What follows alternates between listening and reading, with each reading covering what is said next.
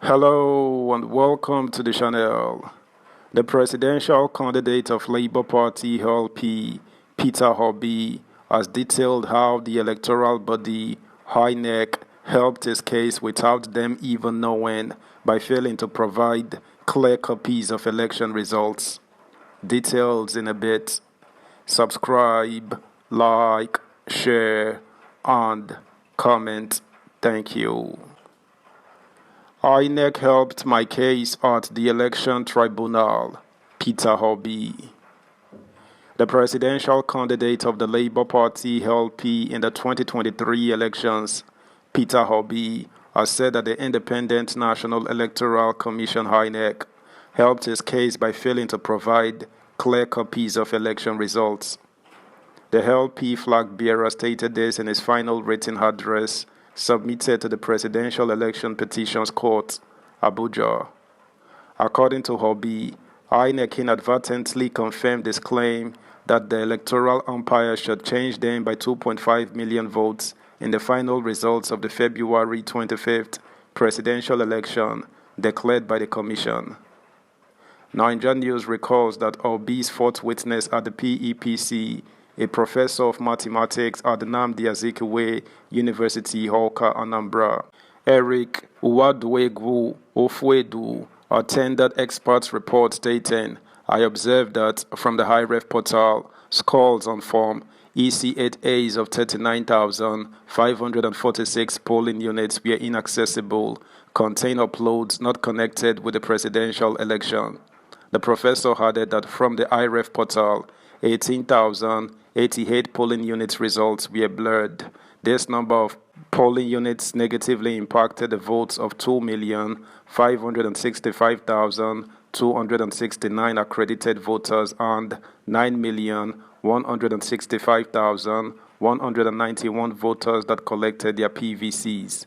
However, INEC had insisted that there was no credible evidence that the 18,088 blood polling unit results Obi's team downloaded from the INEC results viewing portal IREV amounted to 2,565,269 additional votes in his favor.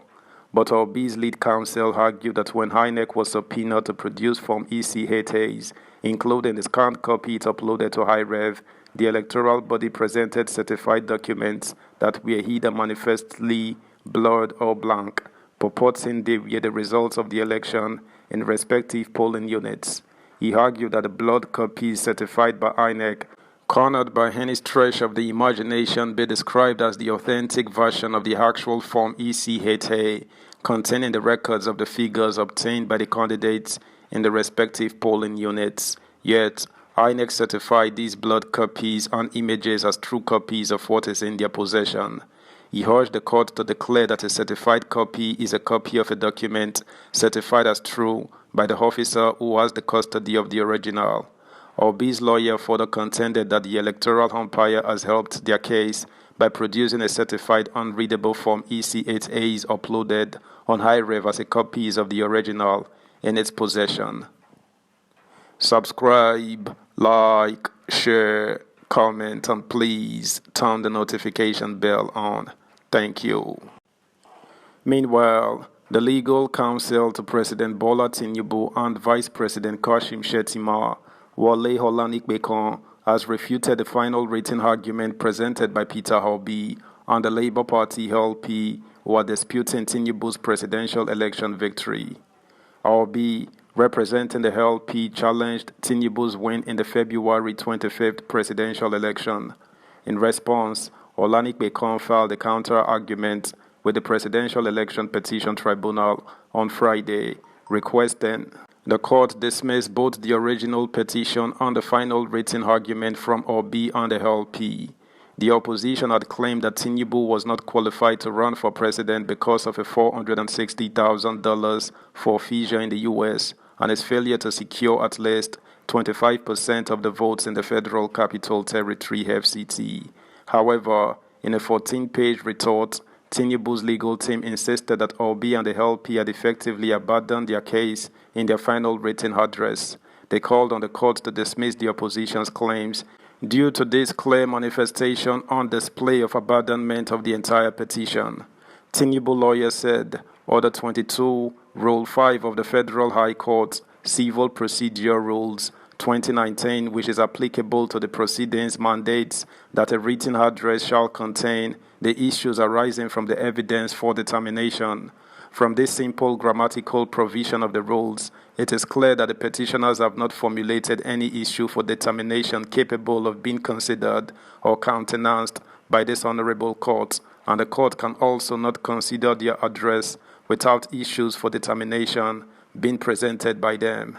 Arising from the foregoing, this honorable court is urged, as respondents have done in their final address, to dismiss the petition, not only for the reasons and submissions contained in that address, but also for the clear manifestation and display of abandonment of the entire petition.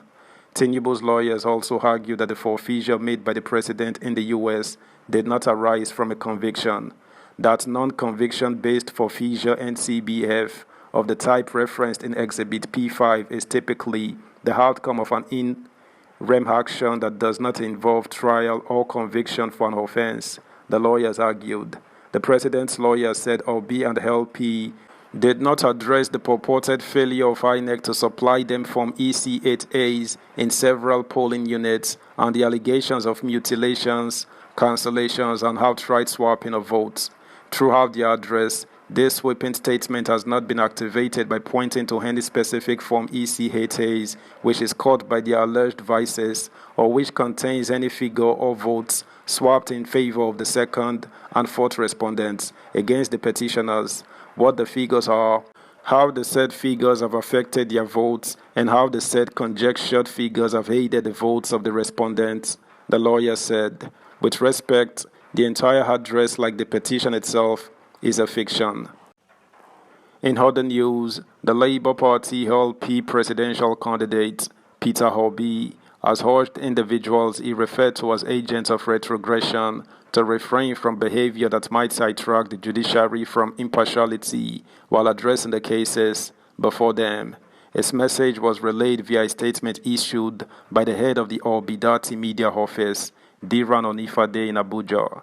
The statement highlighted Obi's deep concern about attempts by these unnamed entities to distract and divert the nation's judiciary from handling its crucial national tasks. That's the news, guys. Thanks for listening. Until next time, bye.